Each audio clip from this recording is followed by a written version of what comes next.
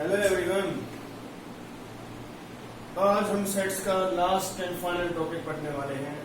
आपने I hope so आपने अब तक जो पढ़ा है सेट से रिलेटेड वो आपको सबको समझ में आया होगा। और आप सब लॉकडाउन में हैं तो मैं समझ सकता हूँ, घर में रहें, स्टे सेफ एट होम।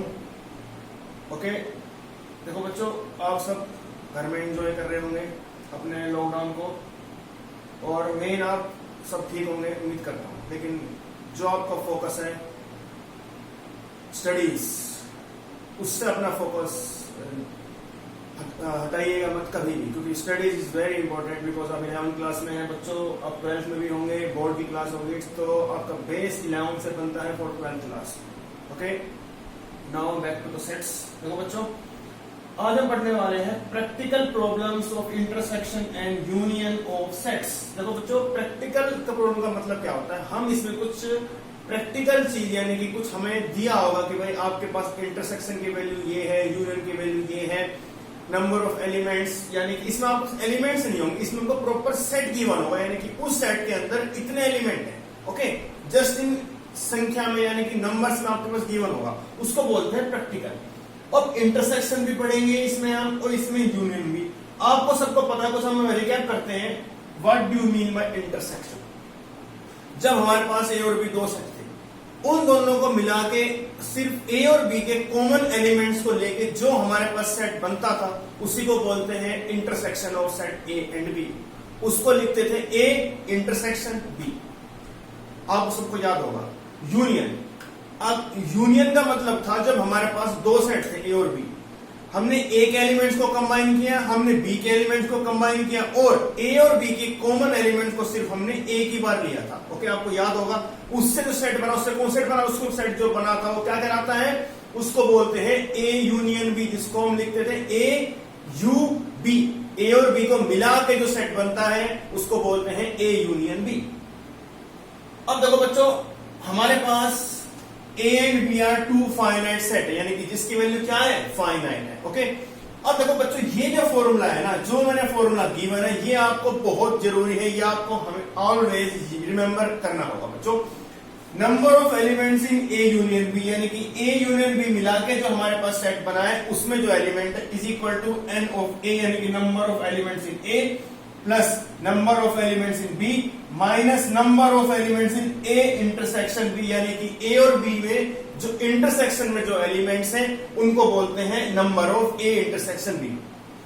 अब देखो बच्चों, एक फॉर्मूला तो ये बन गया, लेकिन अगर उसने कह दिया कि A and B are disjoint set, अब आपके लिए ये नया वर्ड है डिसजॉइंट। इसका मतलब है, डिसजॉइंट का मतलब होता है जब ए और बी में कोई भी एलिमेंट्स कॉमन नहीं आते, यानी कि ए इंटरसेक्शन बी क्या आता है? एम्प्टी सेट, यानी कि 5, वो कहलाता है डिसजॉइंट। अगर ए और बी में कोई एलिमेंट्स कॉमन आ रहे हैं तो उसको बोलेंगे जॉइंट सेट। उसी तरह अगर आपके पास जॉइंट सेट है, इसका मतलब क्या है? ए और बी में कोई ना कोई एलिमेंट्स कॉमन जरूर है, तो आपके पास फॉर्मूला क्या बन जाएगा? Using first formula, n of A union B is equal to n of A plus n of B minus n of A intersection B. N of A plus n of B, मैंने सिर्फ इसी फॉर्मूले का use किया है, इसको मैं यहां पे ले गया और इसको मैं यहां पे ले आया, बाकी सेम फॉर्मूला। आप इस फॉर्मूले को याद रख लो, इट्स मोर देन इनफ, आपको कोई प्रॉब्लम नहीं है बच्चों। अब देखो बच्चों, मैंने ये वेन डायग्राम बनाया, इसमें मैंने ए और बी दो सेट लिए।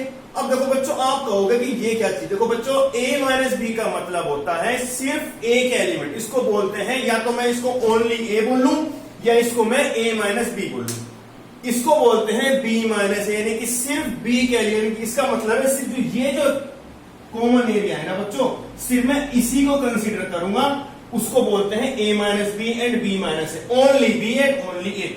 अब ये क्या कर, इसको बोलते हैं कॉमन, यानी कि जो एरिया ए और बी दोनों में कॉमन है, यानी कि ए और बी के common elements.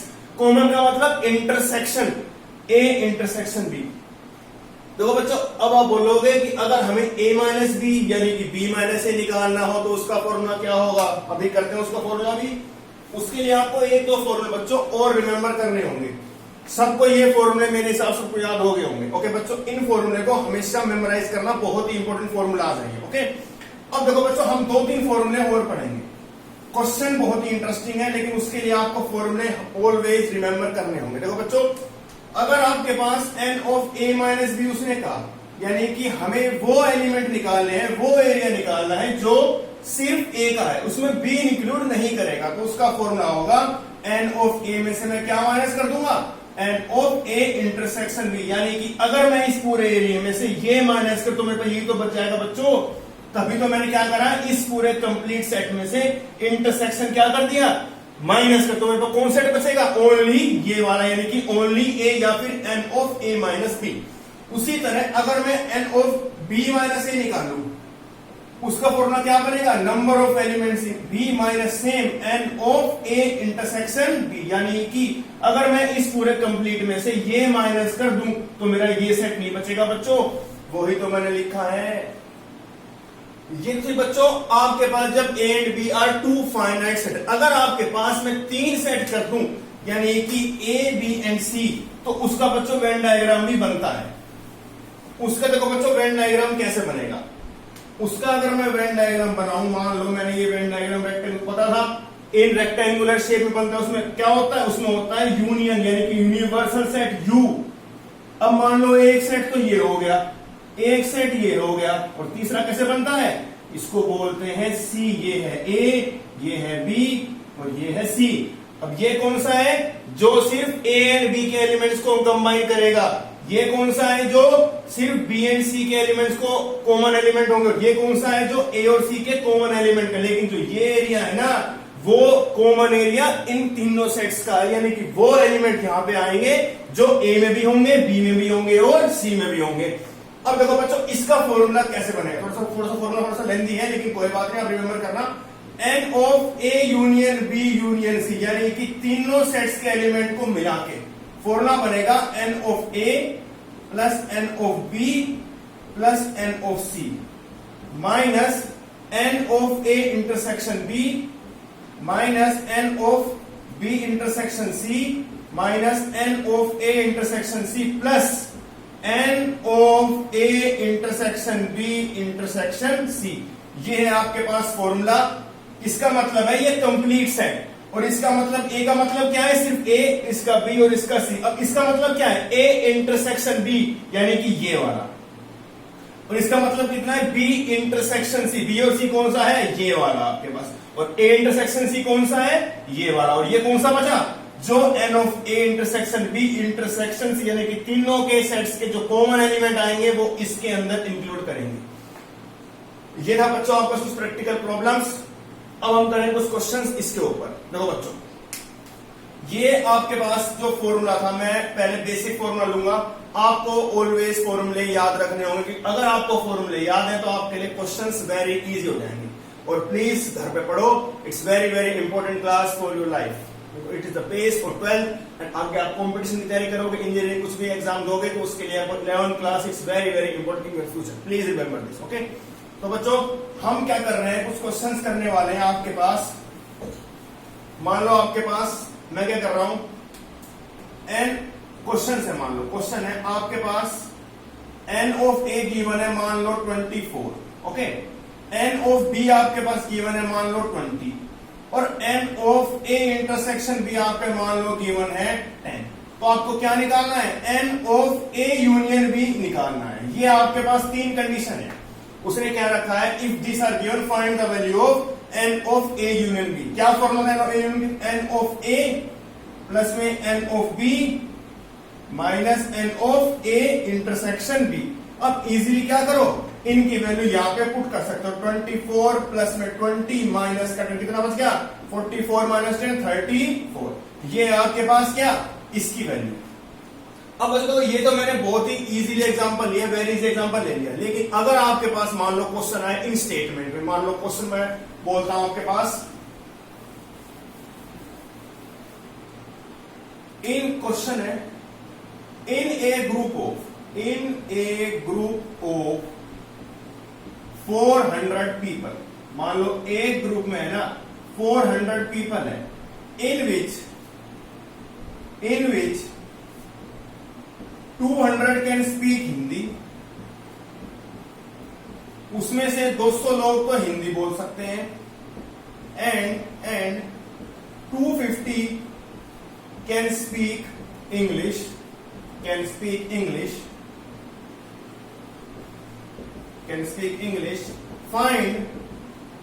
find how many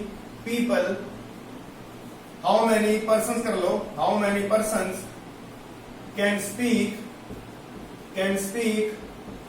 both languages.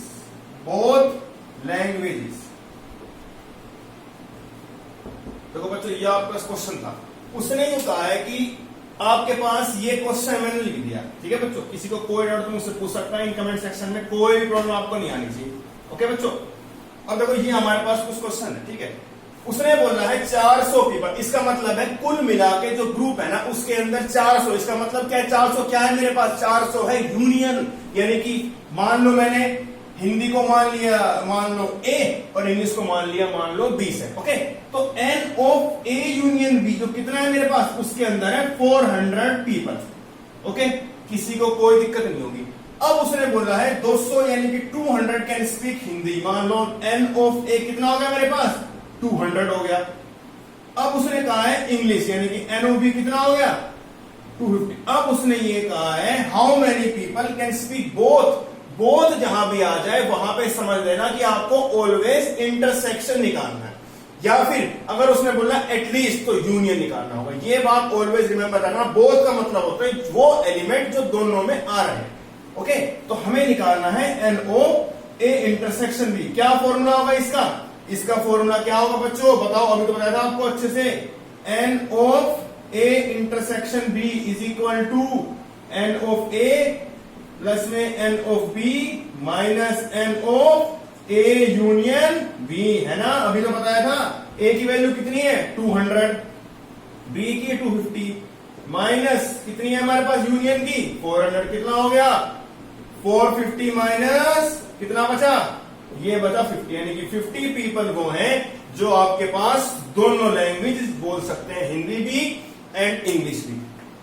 किसी को कोई डाउट, किसी को कोई भी प्रॉब्लम है, मुझसे आप कमेंट सेक्शन में पूछ सकते हो। ओके बच्चों, अब बच्चों एक क्वेश्चन और करता है, एक इंटरेस्टिंग सा क्वेश्चन है आपके लिए, ठीक है।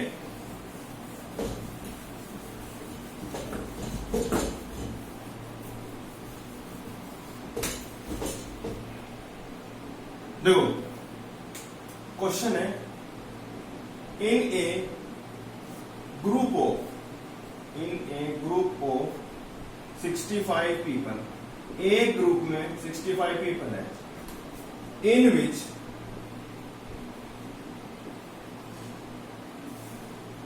40 can play cricket, 40 can play cricket, find how many people can play tennis, यानी कितने बच्चे हैं जो टेनिस खेल सकते हैं, या फिर find how many people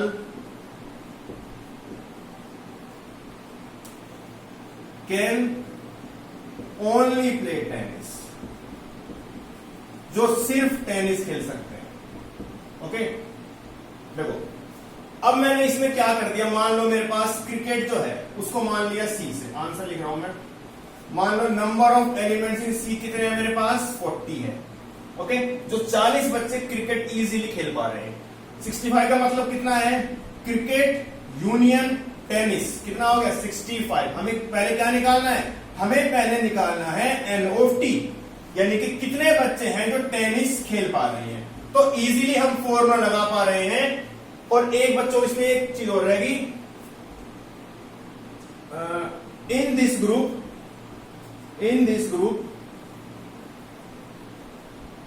10 people can play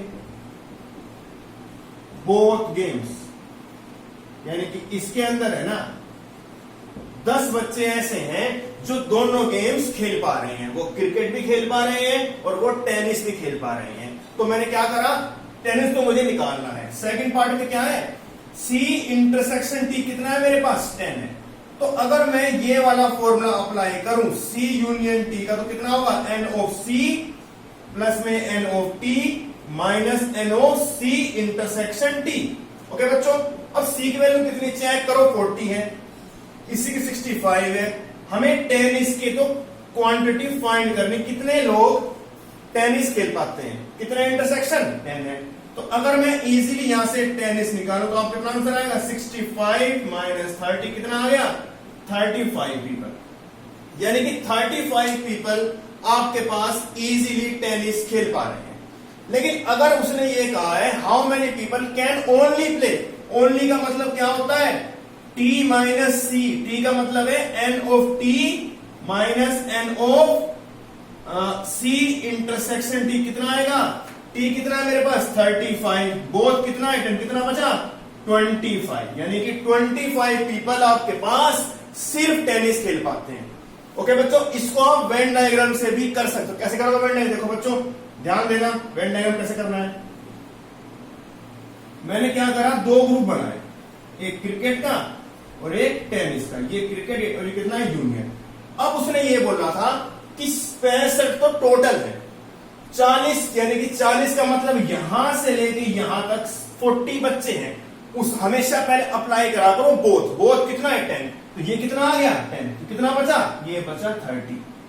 okay, अब बच्चों देखो 30 प्लस 10 कितना हो गया 40, पूरा कितना है 65, 65 में से क्या घटाऊं 40, कितना बचा माइनस करके 25, यानी कि 25 का मतलब कितना है 25 ये हैं जो सिर्फ टेनिस खेल रहे हैं। और अगर मैं इन दोनों को प्लस कर दूं तो क्या बनेगा 25 प्लस 10 35, वो कौन से बच्चे हैं जो टेनिस खेल रहे हैं, उसमें क्रिकेट वाले भी इंक्लूड कर रहे हैं, यानी कि 25 क्या है जो सिर्फ टेनिस खेलते हैं, और 25 प्लस 10 35 वो कौन से हैं जो टेनिस खेलते हैं, उसमें क्रिकेट भी इंक्लूड कर रहा है। ओके बच्चों, ये आपके पास लास्ट टॉपिक था फॉर सेट्स। कुछ क्वेश्चंस आपने किए होंगे, किसी को कोई प्रॉब्लम मुझसे पूछ सकता है एनी टाइम, और please like share subscribe our channel. Okay, please support us. If you have any query related to that, any type of query, you can ask me in comment section. कोई भी doubt आपको समझ में नहीं आया मुझसे पूछ सकता है, लेकिन be practice regularly. Okay, please घर में रहें और स्टडी रेगुलर रखें। किसी को कोई भी दिक्कत है मुझसे पूछ सकता है, और प्लीज वीडियो को ध्यान से देखें, और please share us, subscribe us, support us. Okay, thank you so much.